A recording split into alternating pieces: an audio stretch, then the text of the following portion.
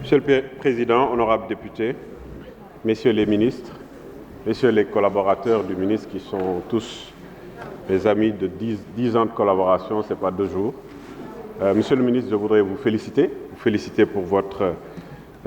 nomination. Mais également, je vous l'ai toujours dit, vous êtes engagé, vous êtes brillant et vous savez là où vous allez. Je pense qu'il faut continuer dans ce sens. Vous allez réussir, je le pense bien. Je voudrais commencer juste par lever une équivoque qui concerne la balance commerciale. C'est un élément souvent, sur le plan économique, qui pose problème. Alors la balance commerciale,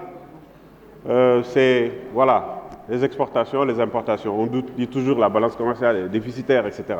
Mais il faut changer de lecture. La vraie lecture économique, c'est juste anoblir les flux entrants et sortants. Il n'y a pas autre chose. Maanaam dañu naan souvent balance commerciale Sénégal dafa déficitaire, etc. li ci am solo mooy li ñuy importer lan la li ñuy exporter lan la bu fekkee ne Sénégal dafa toog à un moment donné ñu ne dañu bëgg mécaniser, c'est-à-dire mu ñu indi ay tracteurs maanaam jiwu am ay tracteurs am ñu mën a liggéey ba yokk mbay mi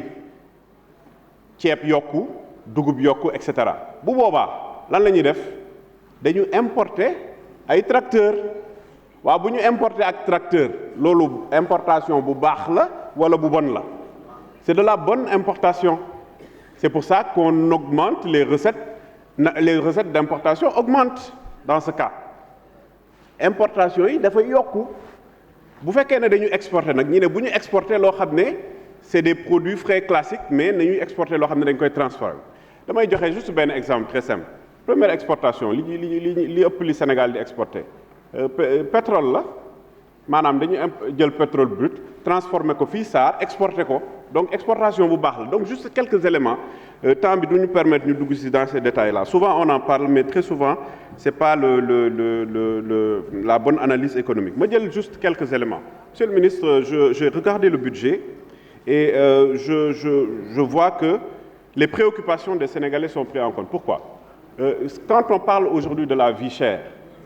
le budget est passé de 22 milliards à 122 milliards. 100 milliards, ñu ne dañ koy dugal maanaam ci njëg lu cher li lii ñu subventionné ko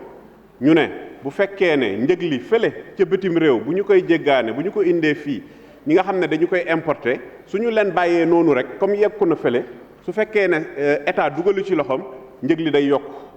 bu fekkee ne également carburant la ma jox exemple par exemple gasoil bi bu fekkee ne njëg li dafa yokku naturellement transport bi day yokku nga ñëw ne ñu waaw effectivement am na 100 milliards yoo xam ne dañ koy dugal ci njëg li nga xam ne njëg li dafa cher donc loolu c'est tout à fait normal c'est une très bonne chose mais nañu koy continuer parce que c'est un aspect important boo xam ne sénégalais yi dañ ko laajte woon. Monsieur le ministre, je voudrais poser juste une question au ministre des Finances parce qu'il y a des aspects. Bon, j'ai vu le budget que vous avez proposé, mais il est important qu'on parle d'un aspect qui concerne la période de résilience de l'économie mooy bi nga xam ne mbas mi ñëw na. Monsieur le ministre des Finances bi mbas mi ñëwee dañu amoon problème c'est-à-dire bi ñu accompagner PME yi dañu amoon problème pour exporter dañu amoon problème également pour téye ñi nga xam ne mooy employés yi mais état am na lu mu def période boobu état lan la def ça c'est important en termes de questions. Je voudrais terminer par les PME. Je pense que c'est un aspect important boo xam ne dañ ko war a jël en charge parce que suñu tissu économique mën nañ jàpp ne les petites et moyennes entreprises constituent le levier bi nga xam ne moom la ñuy jàpp pour liggéey ci PME boobu dama bëgg monsieur le ministre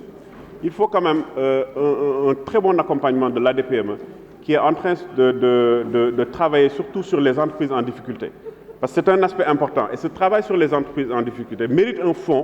fonds qui va permettre effectivement de pouvoir les accompagner dans ce qu'il faut. Monsieur le ministre, je vous encourage, c'est un milieu que je connais très bien, c'est un secteur difficile. Engagement bi baax na mais nañu fexe rek ba li nga xam ne moom la ngeen wax ngeen dem ci terrain bi parce que xam naa ne mën nga ko parce que yaa ngi ko doon def bi nga nekkee urbanisme dem ci terrain bi li nga xam ne loolu la état wax commerçants yi jëfee ko parce que c'est très important loolu la population yi bëgg je vous remercie.